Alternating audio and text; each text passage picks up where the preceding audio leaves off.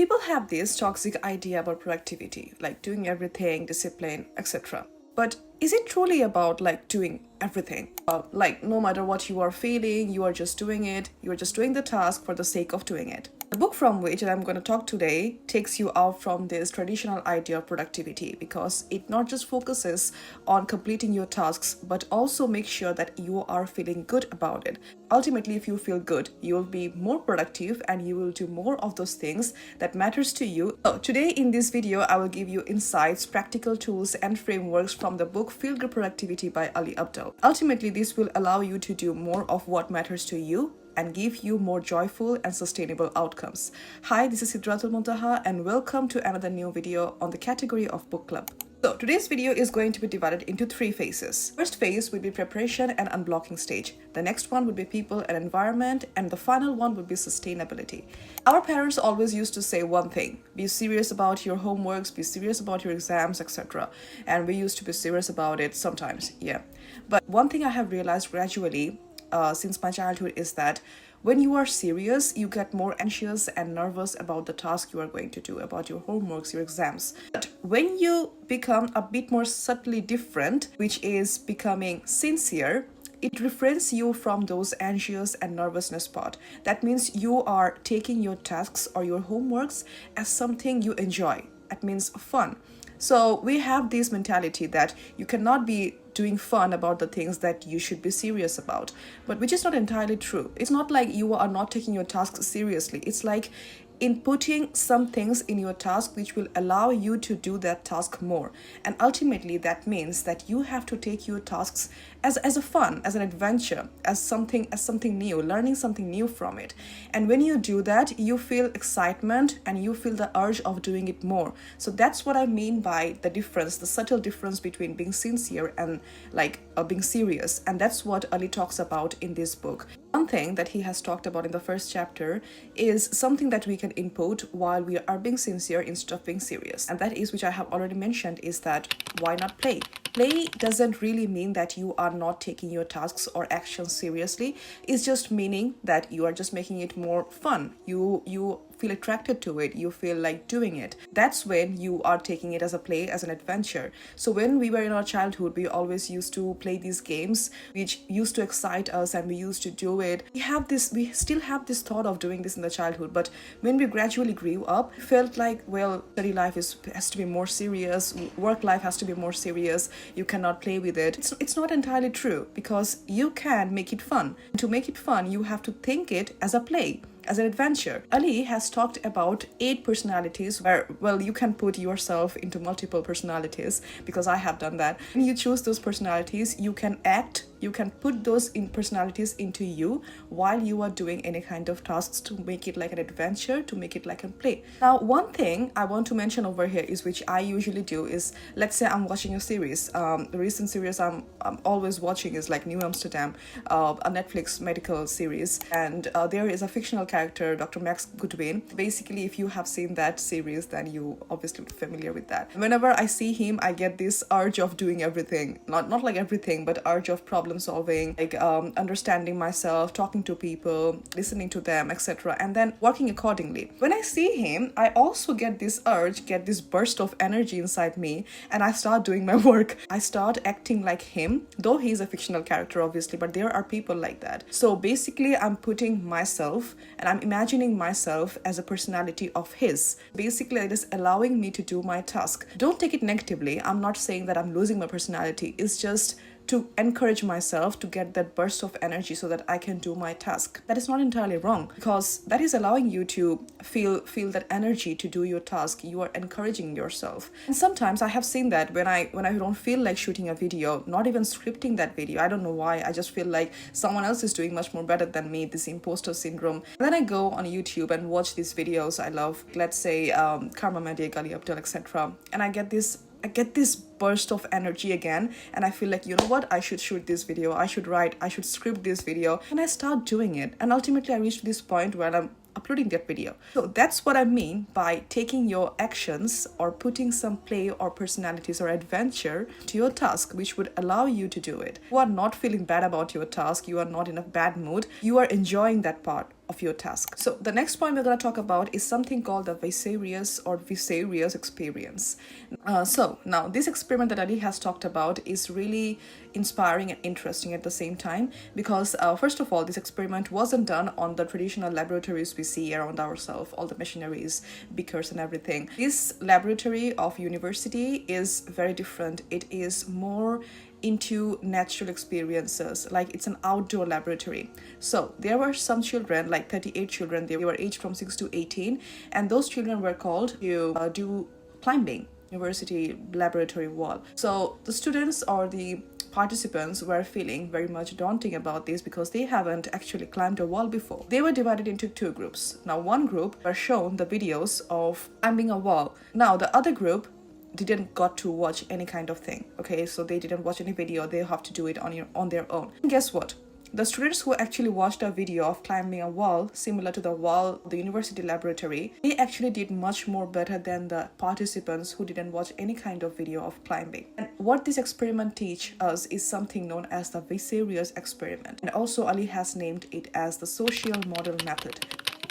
The social model method is when you witness or hear about someone else's performance related to a task that you are going to undertake yourself. So you see other people's examples and it ultimately boosts your confidence. Next point is something interesting. Well, I felt like that is one of the most focused thing or topic I have found in this book. Ali has named this as the unblocking method. A few years ago, there was a term which was really used and hyped and everyone was making videos on it, which is motivation. Now, everyone's talking about motivating themselves and then doing the task. Like what I gradually discovered about motivation is that at some point, you literally don't feel like doing that task anymore, and then again you push yourself and then do it, and then you don't feel like doing it again, and again you motivate yourself. Like how long will you keep doing that? Okay, at some point you'll feel like, damn, how many times do I have to tell me the same thing to do that task? And then when motivation actually slowly faded out, it's not like that the motivation doesn't work at all, it does, but there are certain things that you should do which would not make you feel hollow from inside. What you actually feel when you motivate yourself, that you feel like, damn, this shouldn't be the way to actually motivate myself, there should be some other way. And the next point that we reach is discipline. That discipline is something that we do the task despite our feelings, whatever we are feeling. Okay, so let's say sometimes we feel like not praying. Okay, it's not like that I don't want to pray at all, it's like, oh, damn, I don't know why I'm not feeling like praying today, but still what do, you go and do a wudu, you take the khimar, you take the prayer mat and start praying. And that is not entirely wrong. That is a very good thing. You are showing dedication towards your tasks, you are going to get some results, and ultimately you feel good about it. Still, there should be something else. It shouldn't be like this. It shouldn't be, I mean, over here, when you are following the motivation, discipline, you are still pushing yourself. Why isn't it coming automatically? So that's the question that arises. Over here, Ali talks about the unblocking method. Unblocking method is something which is you have to find out why you are feeling bad about that work at the very first place. And this is something similar to an article I have recently read, which was written by Austin Medley. And he has written something like, discipline comes when your why is well understood. He also furthermore mentions that discipline without a why creates habits doomed to fail. A why without discipline is little more than a pipe dream. Now, a pipe dream is something that is unrealistic hope or plan. Ali has also talked about something similar, that if you don't understand the why behind your task, you won't literally have that automatic feeling of doing it. You need to do a bit of critical thinking about why to find out the why behind your task. And Ali has also mentioned one thing, which is 5 whys, and that is really interesting, that you keep questioning yourself why until you don't reach to a point where you literally find the final why of your task. Okay, let's say you want to travel the world, you have to ask yourself why. So you'll be like, oh, okay, I want to discover new places. Why you want to discover new places? I want to learn about new cultures, I want to make memories. Why do you want to make memories? Why you have to see different cultures? And then it gets tough when you constantly question yourself. But what that is actually doing you is that it is opening those restrictions, those boundaries, those foggy things which would restrict you from starting that task.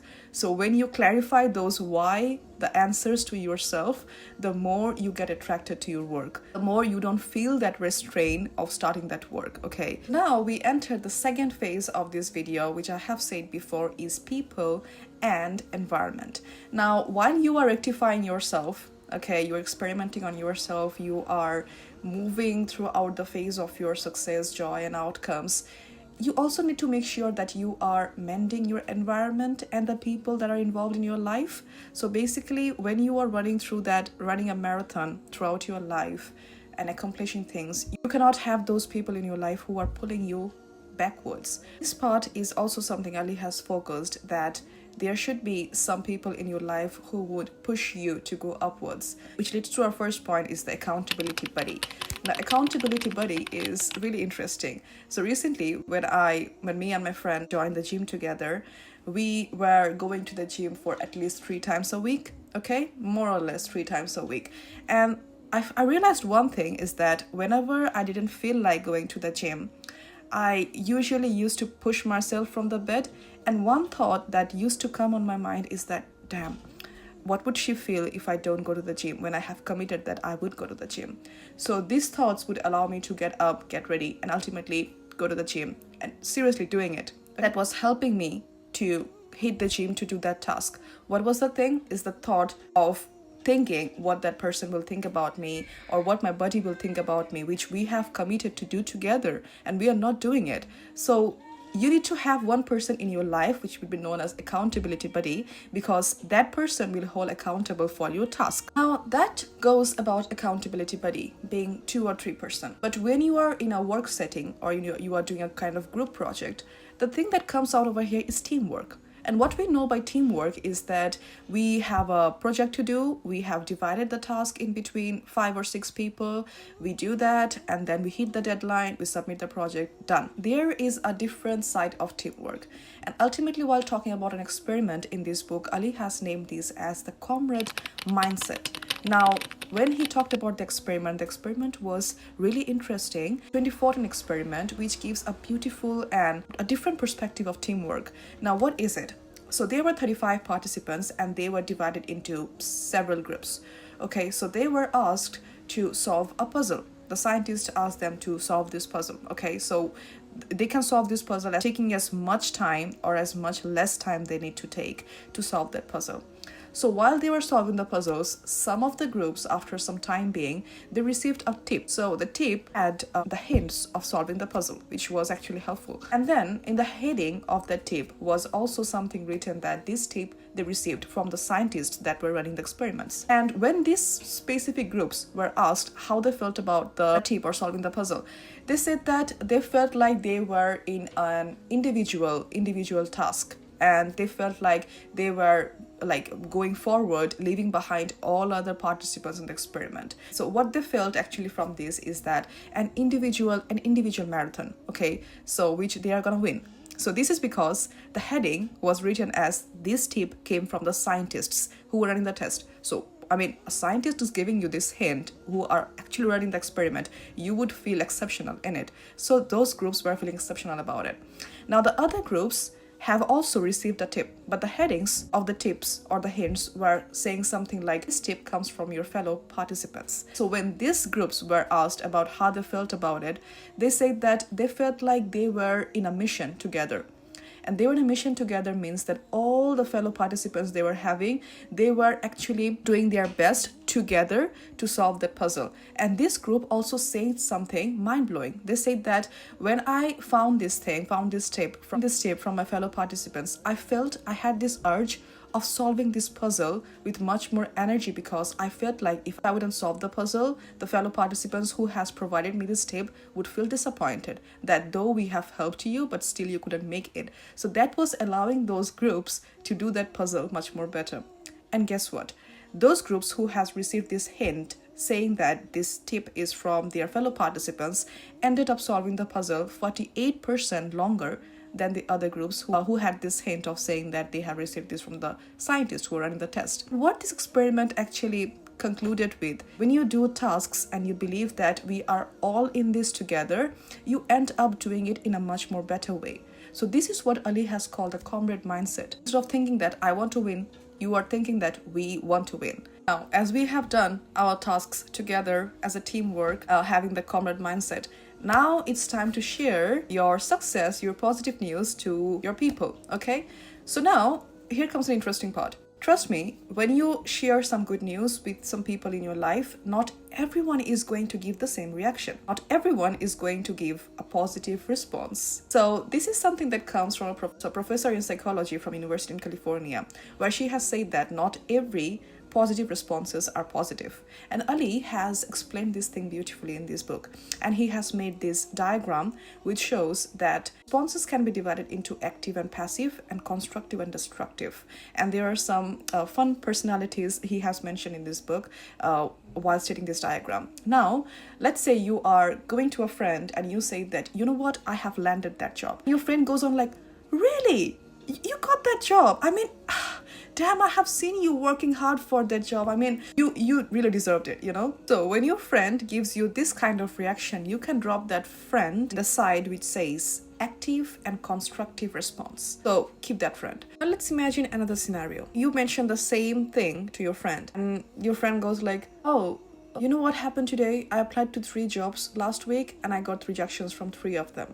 Can you imagine? So basically what this person or your friend did is that completely blocked your emotions and they started saying their own thing. You don't really think what expectations were from that person. So this kind of response could go into active or passive destructive response. Basically passive destructive response because they are completely avoiding you. You have to choose your people because it also plays a huge role in what you are going to make in your life, in your career in the future. So now we enter the third phase of this video, which is sustainability. All these hard works you have done, you have experimented on yourself, you have done the actions, you got good responses, you have good people around you, you are constantly doing your tasks because you are feeling much more happier right now, much more productive and doing more of what matters to you. Now ultimately you reach the point where you feel like, I can't do it anymore. Like no matter what I do, I just reach to square one. Nothing feels meaningful right now. And that is the phase of burning out. So burning out doesn't always mean that you are doing a lot of stuff than you are meant to do. It also means that when you lose that meaning of your job, of your task, of your actions. So these things happen. So Ali has divided this burnout thing into 3 parts as per his research. And the first thing he said was overexertion burnout is that when you do a lots of stuffs. And the next one is the depletion burnout, where you don't take enough rest you should be taken as per your tasks you have completed. And then you go to depletion burnout. And the third one is the misalignment burnout, which actually means that you are putting your energy in the wrong stuffs, in doing the wrong things which doesn't add any meaning to your life. So when you go through burnout, there are certain steps you should follow. And one of the most important steps that my friend should be commenting right now if she is watching is that saying no to particular things. Okay, so saying no to particular things means that the actions where you feel like it isn't going to add any much value to my life. Value doesn't mean that it's gonna help you to earn money or you're gonna be serious about it. It's not like that. Value could be anything. It's like spending time with your friends, with your family, having fun, playing games, etc. So if those kind of actions are not inputting any kind of value to any part of your life, then say no to it. So let's say there was a time when I was in my 3rd year of my uni and I was with my friends. Like we were at Costa and we were doing the assignments, and we also joined this 6 days free ice skating. I still remember that I went there for 4 to 5 days, but when it was the last session of ours, my friends were calling me and I was like, you know what, I don't want to go today. I know I was about to have fun going over there. It was the last session, last free one. I still didn't go because there was something much more important to do, and that was completing my assignments before I ran out of my energy. So I didn't want to spend my energy on doing something that moment wasn't going to add any kind of value for me, and I was spending my energy on something that is much more important to do at that time. And I chose to stay till 5 p.m. at Costa until the receptionist came and like, you have to leave Costa because we are shutting down. and I was staying until that, doing the assignments and everything. So yeah, sometimes you have to choose where you want to invest your energy, and that's something Ali has mentioned as energy investment portfolio in this book, and which seems pretty much helpful. You don't have to put everything in that portfolio, but you are putting something that seems realistic and that seems like you want to do that thing someday in your life. You can make your own energy investment portfolio. On one side, you can put the active tasks is currently going on in your life and you want to put your energy in that, and the other side can have which you want to do in the future someday in your life. You have decided where to put on your energy, and then you are free from all kind of unnecessary burnouts. Now the thing is that you still will feel bad in between your works. It is so natural as a human being. Now the thing that Ali has written in this book, which actually made me happy and is going to make you happy, is that it's okay to be distracted. When you are distracted, you have to make sure that you are not completely wandering. Your mind is completely wandering and you are never getting back to your task. It's like taking breaks is going to energize you. Doing a bit of your hobby, whatever that is, and then coming back to your task refreshed. That's what being distracted means. You cannot always be disciplined and strong and like rough and everything. It's okay to just wander your mind someday, and then coming back to your tasks again, feeling refreshed. So that is going to rewire your brain's particular parts, and then you feel by doing your task, you have more sustainable outcomes and etc. If you have enjoyed this video and you feel like these tools are going to be helpful for you, then obviously I would tell you to buy this book and read this one. Don't forget to watch other videos in my channel, and in this screen you can see 2 more of them, and that is one I have recently released is the tools that will help you while doing your research. You can watch that one, and also if you are interested in much more mind-wandering videos, you can watch my graduation video, which also will be on the screen. And if you feel like you are finding good things from my channel, then please make sure you're subscribing to it. I will see you inshallah in the next video. Till then, stay safe. Assalamu alaikum.